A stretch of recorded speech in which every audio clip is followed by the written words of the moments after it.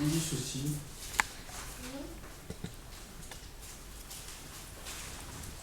Ce n'est pas que j'ai déjà remporté le prix.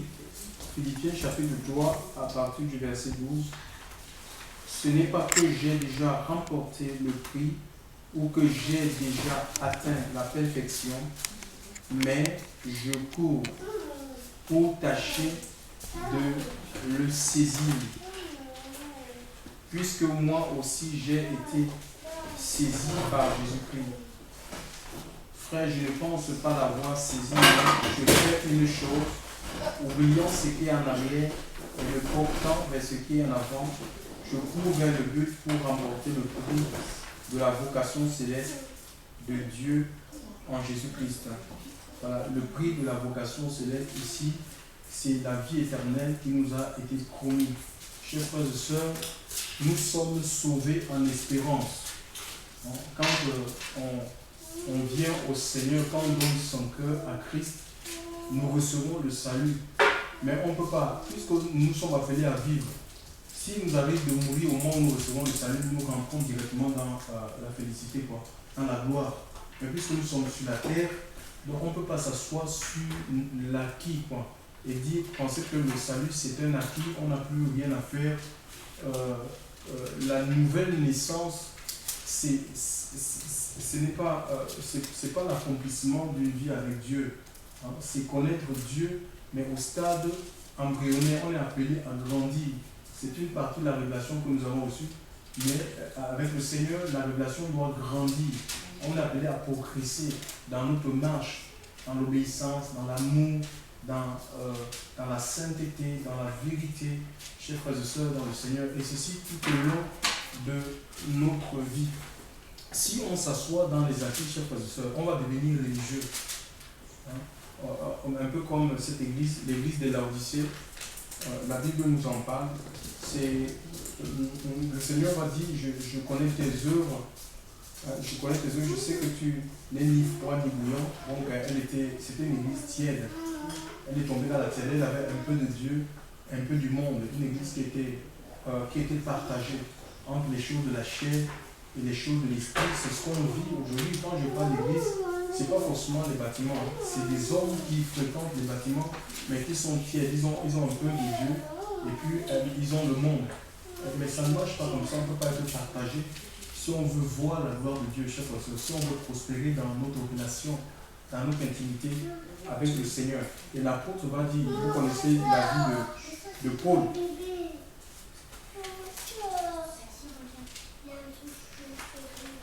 Vous connaissez la vie de son histoire, dans quel contexte cet homme, pour ceux qui lisent au moins la Bible, comment cet homme il a été saisi. Paul était un persécuteur. C'était quelqu'un qui persécutait les croyants, les gens qui invoquaient le nom de Jésus. Et cet homme-là, comment sera-t-il saisi par le Seigneur alors qu'il se rendait à Damas avec des lettres qu'on lui avait remis des principaux sacrificateurs pour lier, chers frères et sœurs, enchaîner, battre et tuer tous ceux qui invoquaient le nom du Seigneur. Pourtant, c'était un homme religieux, un rabbin. Paul était un rabbin. Il avait un savoir religieux. Paul, comme avoir la sagesse des Écritures, mais ne pas connaître qui est Jésus. Tu vois? Il avait la Torah, il connaissait la loi de Moïse. Il observait le sabbat. Il payait la dîme, il recevait la dîme. Mais il persécutait les gens qui ne font pas parce qu'ils n'avaient pas reçu la révélation. Dieu ne se trouve pas dans une religion quelconque. On ne trouve pas Dieu dans un endroit, même dans un groupe. Dieu se révèle au cœur. Dieu veut se révéler au cœur de chacun de nous. Dieu veut élire domicile dans le cœur. C'est nous qui portons la présence de Dieu. Chacun de nous est appelé à porter la présence de Dieu. Et sur son chemin, sur le chemin de Damas, l'Écriture dit qu'il va voir une lumière, chers frères, qui va resplendir autour de lui, et cette lumière va le rendre aveugle.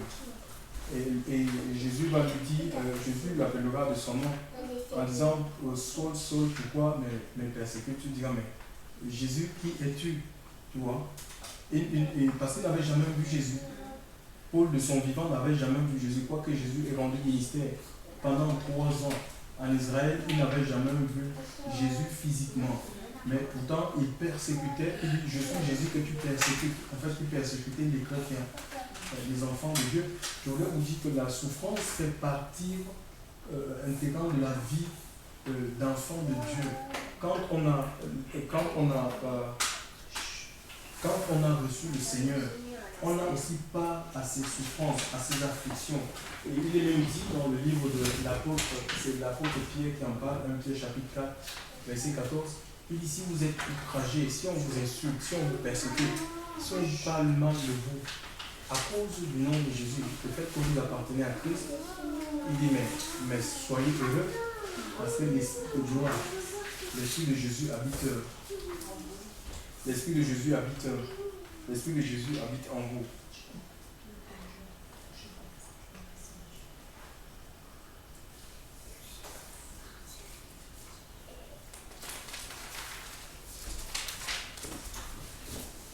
Donc, Paul le blasphémateur, il va se retrouver et l'Esprit de Dieu lui dira d'aller dans une rue qu'on appelle la Droite, dans une maison. Il va se retrouver dans la maison de Judas et plus tard, le Seigneur va se révéler à un certain Ananias, c'était un disciple. Hein. Le récit se trouve dans le livre de Actes, chapitre 9, et qui lui dira d'aller dans la rue qu'on appelle la Droite et il rentre dans la maison d'un certain Judas. Et qu'il y a Paul l'a vu en vision, un certain Ananias lui imposer les mains pour qu'il recouvre la vue et qu'il reçoive le Saint-Esprit. Et pourtant, dans cette même ville, il y avait des prophètes, tu vois, mais Dieu va se servir d'un disciple. Et le Seigneur nous appelle les disciples. Le titre, ce n'est pas le titre qui fait que Dieu nous utilise. Hein. On peut aborder le plus grand titre, être appelé, c'est pas, grand bishop, tout ce qu'on veut, mais ça ne veut pourtant pas dire que nous allons recevoir l'autorité de Dieu. Tu vois, il faut être disciple, c'est-à-dire discipliner sa vie par rapport aux enseignements du Maître. Le disciple ne peut pas être plus grand que le Maître. Le disciple accomplit, nous dit l'Écriture, sera comme le Maître. Et puisque nous souffrons, ça veut dire que nous sommes en train de traverser ce qu'on appelle la phase de l'accomplissement. Le Seigneur est en train de nous nourrir parce qu'il y a des choses qu'il prépare pour nous. Il veut nous communiquer des choses. Il veut peut-être se servir de nous dans la puissance de son esprit. Mais avant cela, il faut qu'il nettoie notre vie. Alléluia. Raison pour laquelle on passe par des situations, des pleurs, des larmes, c'est normal. Mais il faut suivre le Maître parce qu'il n'y a pas de victoire, chers frères et sœurs, sans souffrance ou sans combat. Pour les gens qui ont la victoire, ils ont combattu avant, ils ont lutté avant d'avoir la victoire. Et Hébreux 12:4 nous dit, ils ont lutté. Mais il est question de lutter. Écoutez ce que Hébreux 4:12 dit. Hébreux 12, verset 4 dit, vous n'avez pas encore résisté jusqu'au sang en luttant contre le péché. Ça veut dire que quand on lutte, on résiste parce qu'on peut recevoir les coups. On peut recevoir les coups de la part de l'adversaire. Alléluia. Donc il y a des coups, on recevra des coups, chers frères et sœurs. Mais il faut résister. Nous avons reçu la capacité de résister par l'esprit qui repose dans chacun de nous. De résister aux assauts de Satan, de nous soumettre à Dieu. Soumettez-vous à Dieu, résistez au diable. Il fuira loin de vous, nous allons résister au péché. Il y aura la tentation dans le monde. Il y a la séduction. Et Satan va se servir mais je ne sais pas même des choses de l'argent, des choses que le monde dispose pour essayer de nous écarter, pour nous attirer vers lui. Il nous faut lutter, résister jusqu'au sang. L'Écriture dit qu'en luttant contre le péché, jusqu'au sang. La vie du corps, c'est le sang. Si on perd le sang, nous allons perdre aussi notre vie, nous mourrons. Hein? Ici, en fait, nous sommes appelés à mourir pour vivre la vie de l'esprit. Il faut mourir dans sa chair, mourir à soi-même, à son orgueil, à ses prétentions, à ses revendications, à sa propre justice, à sa suffisance. Hein? Donc il faut refuser toutes ces choses, mourir à sa chair, à ses envies, la convoitise, des choses comme ça. Il faut refuser ces choses. Elles vont venir, mais c'est toi qui dois les refuser. Tu ne peux pas être emporté, tu ne peux pas aller dans la direction du monde, tu ne peux pas chercher à vouloir t'habiller comme les gens qui sont dans le monde. Tu vois les gens dans le monde, comment ils s'habillent, mais comment est-ce que tu les influences? C'est toi qui es influencé ou c'est eux qui sont influencés? C'est ça. Si tu dois tes copines avec, je ne sais pas, ils s'habillent, je ne sais pas comment. Tu dis, mais je dois aussi m'habiller comme je dois acheter les mêmes choses que mes copines. Mais ça dit que tu es influencé, toi, enfant de Dieu, tu es influencé par ces personnes. Et pourtant, c'est eux qui doivent être influencés par toi. Et même si tu les parles de Dieu, mais ils ne peuvent pas croire. Parce qu'ils veulent voir, c'est ton témoignage. Le témoignage est plus parlant. Ta prise de position est plus parlant que les bonnes paroles que tu peux les donner. Venez à Jésus, venez à Jésus. D'abord, aujourd'hui, les assemblées sont devenues comme... c'est le monde dans l'église, en fait. C'est le divertissement. Les gens s'habillent en tenue. Les gens, c'est quoi, la plupart du temps, les pasteurs, ils tombent, ils chutent. Pourquoi? Il est tombé dans les adultères, ils enseignent des vies. Pourquoi? Les femmes, elles s'habillent, elles exposent leur corps. Hein? On est dans la chair. Hein? Ne pensez pas que parce qu'on a l'esprit, mais on est dans la chair. Le corps peut réagir. Raison pour laquelle la plupart d'hommes de Dieu, ils tombent à cause pourquoi? Parce que les gens sont rentrés dans l'église, dans les assemblées, avec les mots, la façon de s'habiller du monde où le corps est complètement, les gens sont complètement nus. Et c'est ça qui crée tout ça, la séduction, les adultères, la fornication au milieu du peuple de Dieu et l'Esprit de Dieu obligé de partir, de partir parce que l'Esprit de Dieu va rester là où règne le péché, la mondanité, chers frères. Donc c'est la décision de chacun de lui. Vous n'avez pas encore résisté jusqu'au sang en luttant contre le péché et lutter aussi contre tout ce qui peut nous empêcher parce que le péché nous sépare de Dieu. Voilà, donc mon combat, ce n'est pas avec mon frère, ce n'est pas avec ma soeur, hein, ce n'est pas avec des institutions. Il faut combattre, il faut refuser le péché. S'il y a la haine qui veut venir s'installer, il faut refuser la haine. Jésus va dire c'est Caïn qui a tué Abel. Hein. Il avait tué son frère Abel. Et le Seigneur lui dira, le péché se couche à ta porte. Pourquoi? Parce que en fait, le Seigneur avait agréé l'offrande d'Abel et ça n'a pas plu à Abel. Vous voyez? Au lieu de se remettre en question, ça n'a pas plu à Caïn. Au lieu qu'il se remette en question, mais pourquoi est-ce que mon offrande n'a pas été agréée par Dieu? C'est comme ça, quand ça ne va pas dans notre vie, il faut qu'au lieu de chercher, je ne sais pas, à indexer les gens, à dire, mais c'est elle qui est peut-être mon occasion de chute. C'est elle qui fait que je ne puisse pas être heureux. Non, il ne l'a pas fait. Il a une aversion envers son frère et Dieu a vu, connaissant, comme c'est le Dieu qui sonde les cœurs et les reins, il a vu le cœur de Caïn. Il a dit, mais si tu fais bien, tu vas relever la tête. Le péché se couche à ta porte. Hein, la porte de quoi? C'était à la porte de son cœur. Oui, mais toi domine. Et Dieu nous a donné le pouvoir de marcher sur les serpents, les scorpions, sur toute la puissance de l'ennemi. Il dit que rien ne pourra nous nuire, rien ne doit nous empêcher d'obéir au Seigneur. Même la souffrance, la persécution, le dénuement, rien ne doit nous empêcher, chers frères et sœurs, de servir Dieu en esprit et en vérité, chers frères et sœurs. Rien ne doit t'empêcher d'aimer.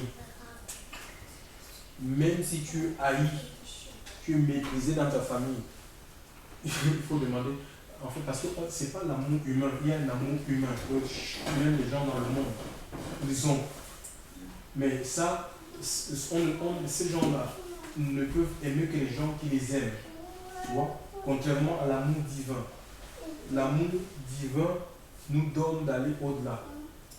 Jésus va dire à ses disciples que si vous aimez seulement ceux qui vous aiment, ou si vous faites du bien seulement à ceux qui vous font du bien, qu'est-ce que vous faites d'extraordinaire?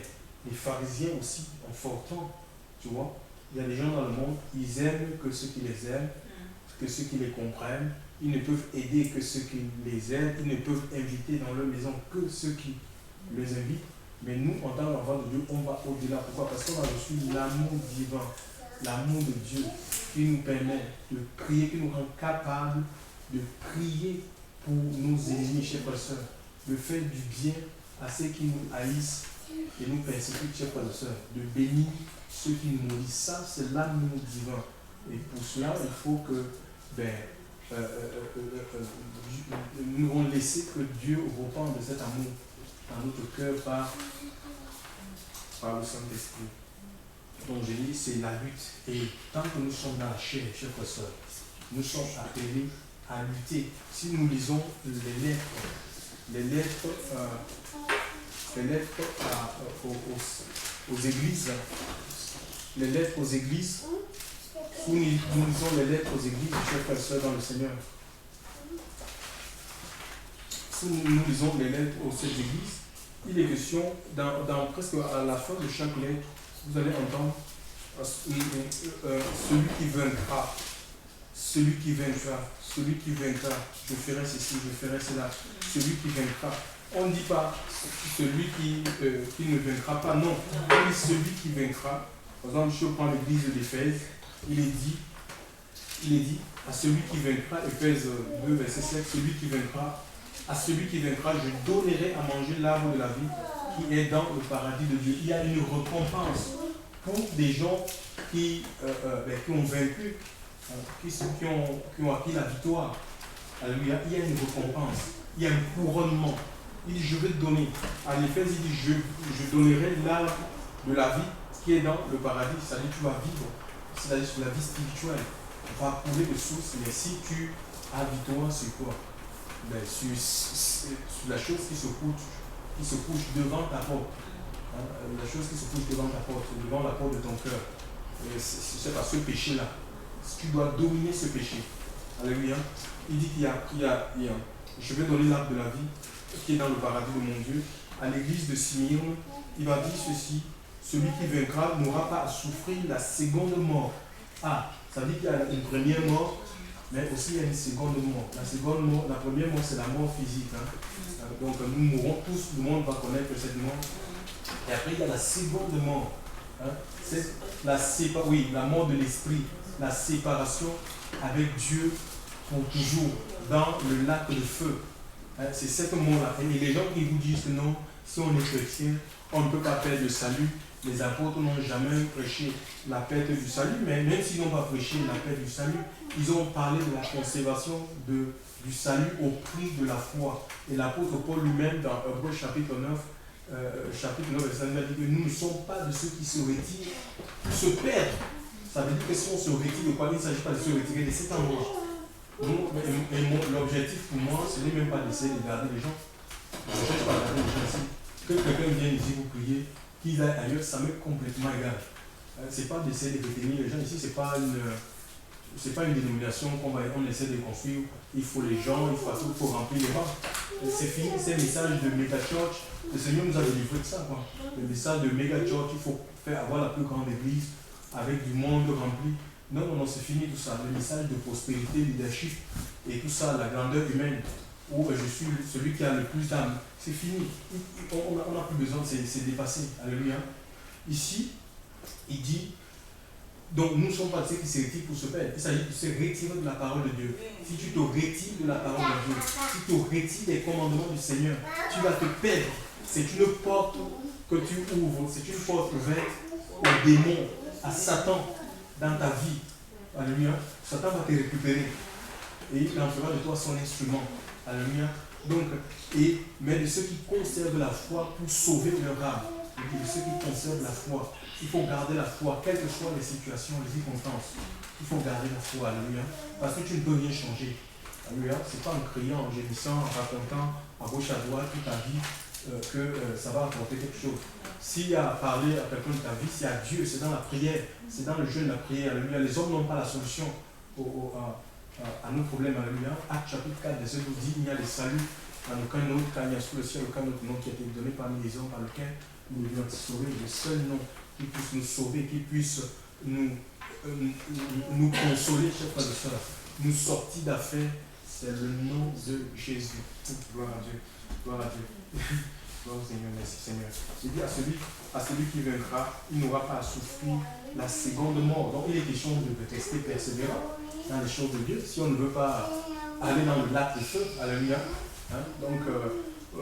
Beaucoup, et il est même dit, le Seigneur, je crois dans le livre de Luc, il est dit, beaucoup me diront en ces jours, Seigneur, nous avons fait des miracles, nous avons chassé les démons en ton nom, nous avons prêché. Mais le Seigneur dit, éloignez-vous de moi, vous qui commettez l'iniquité. En fait, c'est les gens, je ne vous ai jamais connus. Éloignez-vous de moi, vous qui commettez l'iniquité. En fait, c'est des gens, dans leur début, qui ont bien commencé avec Dieu. Et il y a beaucoup de personnes qui ont bien commencé avec Dieu. Le Seigneur s'est servi d'eux. Mais après, ils sont restés dans les acquis. Au lieu de continuer la marche. Hein, ils sont restés à ce rythme. Je faisais des missions, j'allais au nord, j'allais au sud. Ils ne racontent que ça. Pourquoi? Parce qu'ils ne sont pas renouvelés. L'apôtre dit que, mais, qu'on ne doit pas s'appuyer sur notre passé. Nous devons laisser en arrière, nous devons avoir nos regards portés sur ce qui est en avant. Non, ce qui est en arrière. Donc ça, c'est du passé. On ne peut pas bâtir sa foi sur les expériences passées. Pourquoi? Parce que Dieu, c'est un Dieu de renouvellement, c'est un Dieu de créativité. Il veut faire quelque chose de nouveau. Maintenant, avec nous, chers frères et sœurs, il veut nous utiliser dans une dimension nouvelle. Alléluia. Oh Seigneur, la grâce. Donc, et il a aussi dit ici, voilà, vous qui commettez l'iniquité, ça ne veut pas dire, voilà, ce passage est souvent aussi mal interprété par certains religieux. Ils disent que si les gens qui font les miracles, ça dit qu'ils commettent l'iniquité. C'est faux. Les miracles sont d'actualité. Alléluia. Les miracles sont d'actualité. Il faut les miracles confirment la présence de Dieu au milieu de nous. Par contre, si on n'a pas de relation avec le Seigneur, c'est ce qui n'est pas. C'est ça l'iniquité. Ne pas avoir de relation avec Dieu. Alléluia. C'est ça qu'on met l'iniquité. Parce que si on n'a pas de relation avec Dieu, ça veut dire qu'on vit dans le péché. Et si autrefois Dieu s'est servi de nous dans les miracles, ces miracles ne comptent pas. Ces miracles ne comptent pas. Quand nous lisons le prophète Ézéchiel, il dit que si le juste se détourne de sa justice en un seul jour seulement, pour aller vivre, pour commettre l'iniquité, tout ce qu'il a fait par le passé c'est complètement oublié devant Dieu. Donc même si Dieu t'a utilisé par le passé, mais si tu te détournes un seul jour de Dieu, tout ce que tu as fait, même si Dieu accomplit quelque chose avec toi, quel espoir avec toi, c'est comme s'il avait une tête Dieu oublie ça. Donc il faut rester persévérant pour obtenir la couronne, pour espérer la couronne. Alléluia. Pour espérer la couronne de la vie. Et personne, tout le monde est concerné.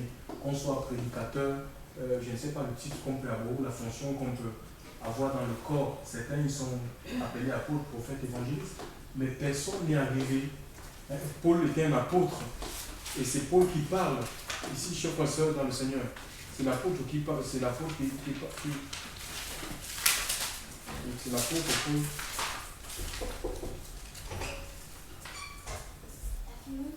C'est l'apôtre qui va dire, ce n'est pas que j'ai déjà remporté le prix ou que j'ai déjà atteint la perfection. C'est quand même l'apôtre Paul qui parle. Ça veut dire que chacun de nous est appelé, chers frères et sœurs, à travailler son salut, à travailler sa relation, son intimité, chers frères et sœurs.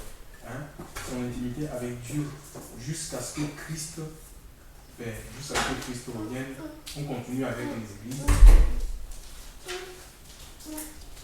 Il parle de souffrir la seconde mort pour l'église de Smyrne. Et puis à l'église de Pergame, le Seigneur parle, il dit celui qui vaincra, je donnerai à celui qui vaincra. C'est Apocalypse 2, 17. À celui qui vaincra, je donnerai de la manne cachée. Et je lui donnerai un caillou blanc. Et sur ce caillou est écrit un nom nouveau que personne ne connaît, si ce n'est celui qui le reçoit. Ouais. À l'église de Thyatire, il va dire ceci. À celui qui vaincra et qui gardera jusqu'à la fin mes œuvres. Voyez un peu. À celui qui vaincra et qui gardera jusqu'à la fin de quoi? Jusqu'à la fin de sa vie. Il est question de garder les œuvres de Dieu jusqu'à la fin de sa vie. On ne doit pas se détourner des œuvres de Dieu. Parce qu'on a été créé, nous dit Ephésiens 2, verset 10, nous sommes l'ouvrage de Dieu qui a été créé en Jésus-Christ pour des bonnes œuvres. Et il est question de ces œuvres-là. Il dit que celui qui gardera jusqu'à la fin mes œuvres, je donnerai autorité sur les nations. L'autorité, c'est-à-dire, c'est la suprématie, c'est la supériorité sur les nations. Il les pétera avec une verge de fer. Alléluia. Avec une verge de fer, comme on brise les vases d'argile, ainsi que moi-même, j'ai reçu le pouvoir de mon Père et je lui donnerai l'étoile du matin. Ouais. Donc l'autorité, la puissance, c'est pour les gens qui gardent les œuvres de Dieu, c'est la sainteté. Quand on parle des œuvres de Dieu, c'est la sainteté de Dieu. C'est l'amour des commandements. Ça n'a rien à voir. On n'aura pas l'autorité parce qu'on est allé suivre, je ne sais pas, un séminaire de leadership. On n'aura pas l'autorité de Dieu, le pouvoir, chers frères et sœurs, parce que on a fait la plus grande école biblique, théologique. C'est pas ça qui donne l'autorité, chers frères et sœurs. Non, c'est la mise en pratique, l'obéissance au commandement de Dieu qui fait que le Seigneur est obligé de nous congratuler, chers frères et sœurs. Il nous revêt sa personne. À l'église de Sardes, il dit, celui qui vaincra sera revêtu ainsi d'un vêtement blanc. Ça nous parle de la pureté. Alléluia. C'est comme ça. Si tu as victoire sur le péché, c'est la pureté de Dieu qui sera ton lot, chers frères et sœurs. Il sera revêtu ainsi du vêtement blanc. Je n'effacerai point son nom du livre de vie. Je n'effacerai point son nom du livre de vie. Et je confesserai son nom devant mon Père et devant les anges. Bon, écoutez, maintenant, je vais un peu changer cette phrase. Il est dit, celui qui vaincra sera revêtu ainsi de vêtements blancs.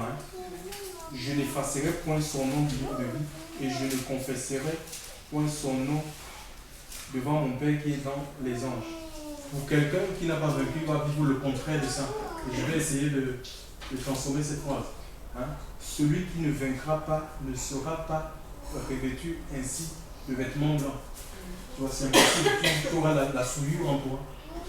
Parce que tu n'as pas dominé le péché. Et j'effacerai. Ici, il dit je n'effacerai pas pour celui qui a vaincu. Mais si celui qui n'a pas vaincu dit j'effacerai son nom du livre de vie, son nom sera effacé du livre de vie. Et quand nous lisons même Apocalypse 20, le jugement dernier, l'Écriture nous dit que la mort qui renvoie ces morts, et l'apôtre voit, c'est dans Apocalypse 20, les petits et les grands qui se présentent devant Dieu pour être jugés. Et l'Écriture nous dit que ceux qui ne sont pas trouvés, tous ceux qui ne sont pas trouvés, il y a les livres qui sont ouverts et le livre de la vie. Et celui qui, le nom de ceux qui n'étaient pas trouvés dans le livre de la vie était jeté dans le lac, le lac de feu. Celui qui a écrit nos noms dans le livre de vie avec son sang a le pouvoir d'effacer nos noms si on veut vivre en opposition avec sa parole. Chers frères et sœurs, le Seigneur nous a rachetés pour lui. C'est ça, les maîtres, ils rachetaient les esclaves, c'était pour que les esclaves soient à leur service. Imagine les gens qui ont connu l'esclavage et tout. Quand les Blancs ils achetaient des esclaves, c'était pour eux, et chaque esclave avait le sceau du maître, on les mettait les sceaux. En sorte que quand par exemple l'esclave se perdait, on pouvait le reconnaître au son, vous savez que non, il appartient à tel maître, et on le ramenait. Et le Seigneur nous a marqué de son sceau, chers frères et sœurs. Alléluia. Parce qu'on lui appartient, on est à son service, alléluia. Ne nous laissons pas influencer, pleurer par le monde, chers frères et sœurs. Alléluia. On appartient à Dieu, qu'on vive, qu'on meure, c'est pour le Seigneur. Alléluia. C'est pour le Seigneur qu'on vit. Et l'œuvre de Dieu, ça se fait progressivement. Ça se fait, il faut accepter, je vous assure, l'œuvre du Seigneur. C'est Dieu qui bâtit l'homme spirituel. Le Seigneur nous appelle par être des religieux. Les religieux, on va lire les Écritures, on va connaître les Écritures. On va faire aller se former partout dans toutes les universités chrétiennes. Mais s'il n'y a pas la vie, il n'y aura pas la vie de Dieu en nous. Et si tu n'as pas la vie, tu ne vas rien donner, tu ne peux rien donner aux gens, chers frères et sœurs. Les gens, ils ont besoin de la vie, ils ont besoin de la paix. Le monde est troublé, chers frères et sœurs. Le monde est sans paix, le monde est sans joie. C'est que dans l'angoisse. Les gens sont sous antidépresseurs. Et ils cherchent la solution. Mais Dieu veut nous appeler pour nous donner. Il veut remplir nos vies. C'est comme des vases. Il veut nous remplir de sa vie pour que, en retour, nous puissions la communiquer. Chers frères et sœurs, autour de nous, à celui qui vaincra.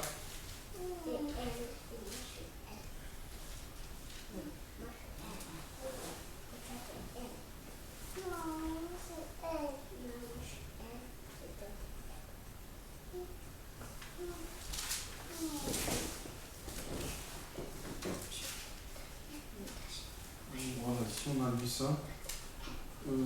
Ici aussi, c'est l'église de Philadelphie. Il est dit, je viens retiens ce que tu as afin que personne ne prenne ta couronne. Celui qui vaincra, je ferai de lui une colonne dans le temple de mon Dieu. Hein, dans le temple de mon Dieu, et il n'en sortira plus. Retiens ce que tu as. Tu as reçu quoi? Tu as reçu la vie éternelle. Tu as un don. Dieu a mis en toi. Tu as reçu quoi? Qu'est-ce que tu as? Tu as reçu peut-être un don spirituel. Alléluia. À exercer. Hein, pour exercer dans le corps. Pour être utile dans le corps. Il dit retiens ce que tu as. Parce que si tu ne fais pas attention, on peut te l'arracher. Hein, on peut te le dérober. Satan est appelé, il dérobe. Nous dit l'Écriture, l'ennemi ne vient que pour égorger, pour dérober, pour détruire. Donc c'est un voleur. Alléluia. Donc il dit, retiens ce que tu as et que personne ne prenne ta couronne.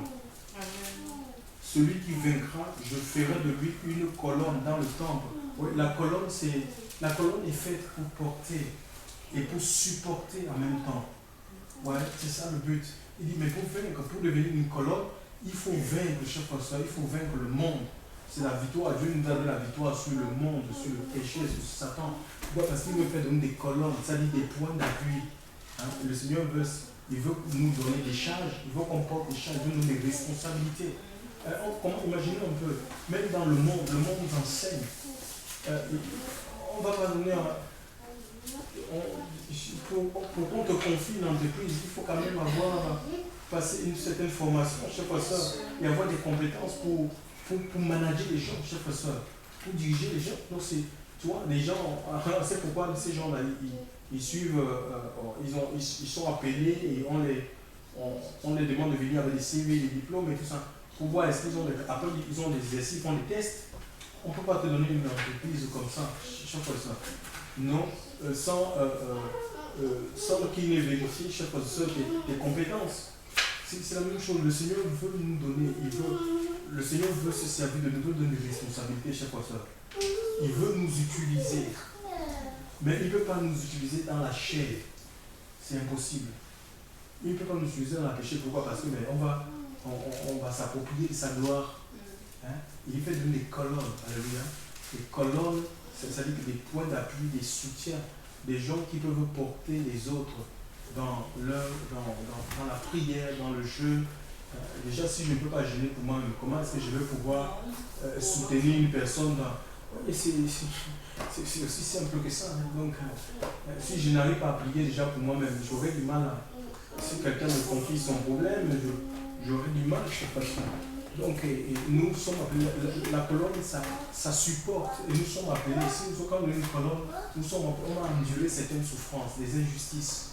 Hein? Il y a des souffrances qui sont liées à l'œuvre de Dieu. Alléluia. Il y a des souffrances qui sont liées à l'œuvre de Dieu. Et ici, dans le livre de Romains, non, acte 9, là. Acte 9.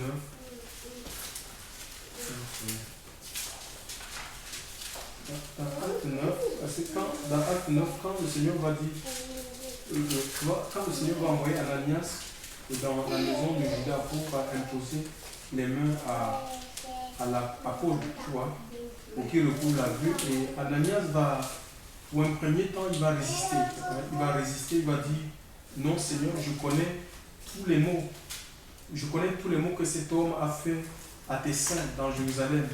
Et il a ici des pouvoirs de la part des principaux sacrificateurs. C'était vrai pour lier tous ceux qui invoquent ton nom. Donc, mais il avait peur pour sa vie, tu vois.